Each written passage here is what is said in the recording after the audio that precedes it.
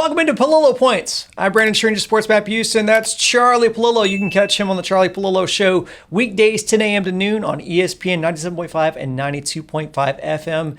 And while you're here watching us, click like on the video, subscribe to the channel, comment below, click that bell for notifications. We appreciate all the interaction and support you guys give us. Charlie, hey, I'm back. We're back. Since you and I last shot a video, I think kind of Houston sports has stood still. Both the Texans and the Rockets still have the same amount of wins, and the Astros have, sadly, the same amount of World Series trophies. Qualifying offers were extended to both Justin Verlander and Carlos Correa this week. Verlander's offer was merely a formality, but Correa's offer, separate of the qualifying offer, we assume is a starting point of what Houston fans hope is a productive and fruitful process negotiating with Carlos. 5 years at $32 million is the current offer. Do you see $200 million as being that magic number that gets a deal done with Carlos? And does Houston make that offer? I would be stunned if he does not get a contract that starts with a 2 in the total dollar column. I'll be surprised, but not totally stunned if the contract winds up starting with a 3. All it takes is that one desperate enough, we'll take the risk, we'll look at the back end as sunk cost money. Would the Detroit Tigers go there, the natural A.J. Hinch connection, and where the Tigers are with a critical mass of high-level prospects arriving or soon to at the major league level? Or could a big market team like the Yankees just say, well, damn the torpedoes and the checks, full speed ahead? For the Astros, $32 million per year is a wholly credible offer. The list of guys who make more than that is very small, and several of those guys, Anthony Rendon, so far the contract's a disaster, 2 years in with the Angels. The years obviously are not going to cut it. If the Astros would go to 7 to 10, or if you want to go at $32 million, that would be 7 to 24, just to be friendly, rounded up to 2.25. Would Correa take that if on the market someone is offering him an 8th year at that money? And then you factor in where's it coming from, cost of living, state income taxes. Most roads seem to lead toward Correa going out of town. But I'll adhere to never say never. Jim Crane could wake up with a wild hair one morning and say, you know what? Can't take it all with me. We could sell the franchise if we wanted to for $2.5–3 billion. Give the man $8,250. Let's be done with it. I don't think that's the ultimate play out, but is there that one team, Brandon, that comes in way over the top? When the desperate Texas Rangers decided we want A-Rod, and of course we should recall how it worked out for the Rangers, 3 last place finishes, but they came in at $125 million above the second highest bidder. Back then it was 10 years, $252 million. The Seattle Mariners on Robinson Cano. Well, how'd that work out for the Mariners? They came in at 10 years, $240 million, well above what anyone else was offering. Is there that one level of suitor for Carlos Correa, which would certainly take it to the $300 million range, maybe over 10 years? If so, he's a goner. I don't want to belabor the point too much, but Carlos did kind of bet on himself, set the number high for himself, and the Astros did kind of lowball at, before the season. Could that be the thing that kind of eventually, like, if they were going to, let's just say they were going to eventually give him or offer 7 years at 32, isn't it more likely they could have gotten him to agree that before this season than after this one? Oh, I think if they came at that level back in the spring, right? Their original offer was, hey, how's 6/120 float your boat? Like throwing an anvil in it. $20 million per year. Well, the Astros amended to their then final offer, spring final offer, 5 years, $125. $25 million per year for a guy who was coming off a poor 2020, except for a couple of real great weeks in the playoffs. 2019, he was very good, but missed a third of the season injured. 2018, he wasn't very good. 2017, he was tremendous, but missed a third of the season injured.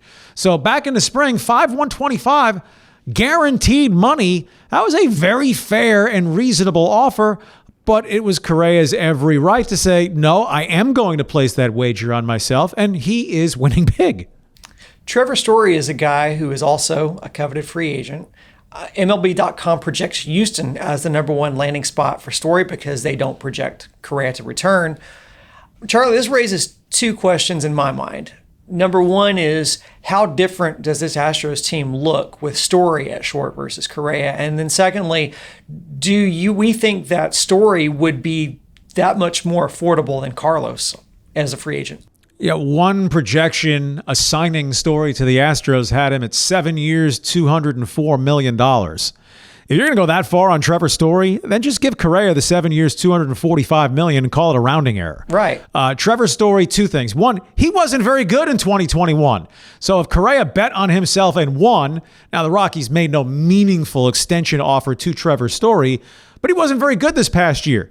He's also a little bit older than Carlos Correa, and the screaming, flashing alarm sign, he's a Colorado Rocky. Look at his stats put up in that altitude versus his stats put up everywhere else. It's not as if Nolan Arenado fell apart as a Cardinal, but he became mortal again, as opposed to the third baseman of the gods statistically he was as a Rocky.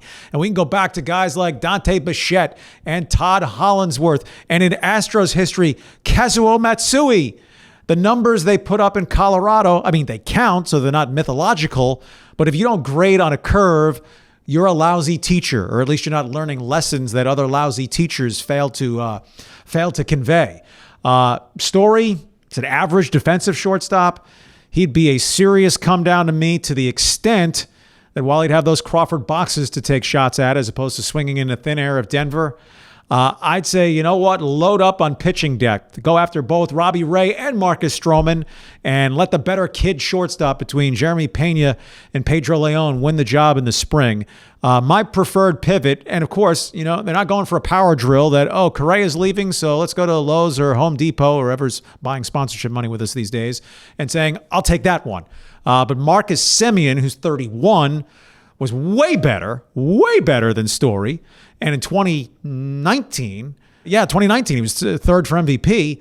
If you could get him for the mere 3 years, $75 million on Crane's side, that's cutting long-term obligation and risk, and you're getting a better player. I mean, you might argue 3 years at $90 million.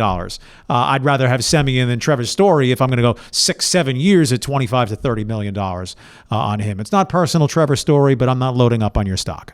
Obviously, a big wrench into all this, or at least going into next year, is the negotiations of the CBA. How does the impending CBA expiration impact when we could see these deals go down?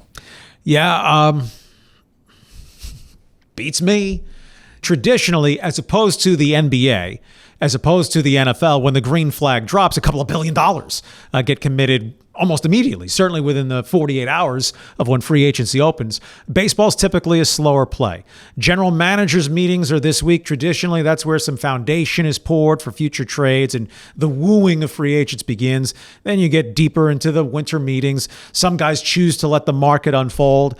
And I don't know what Correa and Team Correa are thinking. If someone comes aggressively now at 9 years, $33 million, are you going to leave almost $300 million on the table thinking, well, if I bide my time and further gin up the market and come February, maybe I can get $36 million per year? What if, heaven forbid, but the lockout is ugly and nasty and next season doesn't start until June, apart from off with all their heads, if that's the case? Well, what are the longer-term financial ramifications, or at least owners, do they turtle and say, you know what, we're not doing 10 years with anybody, even if we think it's a good deal? The chilling effect that could have on the market. Now, typically, the highest level, best available stars are going to get theirs. So I don't know how Correa views this. If someone comes aggressively, be it Detroit, the Yankees, or the Astros raising what has been their bar of willingness to this point, does he cut that deal and lock it all in between December 1st, or does he say, I'm Carlos Correa, I have time, I can wait it out?